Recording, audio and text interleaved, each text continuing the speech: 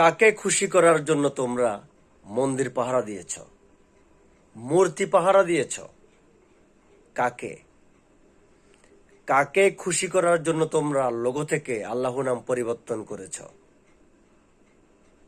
তোমরা যে মুক্তি পাহারা দিয়েছ, প্রতিমা পাহারা দিয়েছ, মন্দির পাহারা দিয়েছ, এতে কি আল্লাহ খুশি হয়েছেন?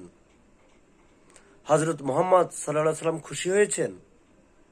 হজরত ইব্রাহিম আলাইহিস সালাম খুশি হয়েছেন? জামাত শিবির যদি সৎ সাহস থাকে কমেন্ট করে যাও, উত্তর দিয়ে যাও। কাকে খুশি করার জন্য লোগো থেকে আল্লাহ নাম পরিবর্তন করেছ? আল্লাহ নাম পরিবর্তন করেছ না? লাঞ্ছিত হওয়ার জন্য এটাই যথেষ্ট, অপমানিত হওয়ার জন্য এটাই যথেষ্ট। জামাত শিবির তোমাদেরকে বলছি, তোমরা লাঞ্ছিত হওয়ার জন্য, অপমান হওয়ার জন্য আল্লাহ নাম পরিবর্তন করাই যথেষ্ট। অপেক্ষা করো, শুরু হয়েছে।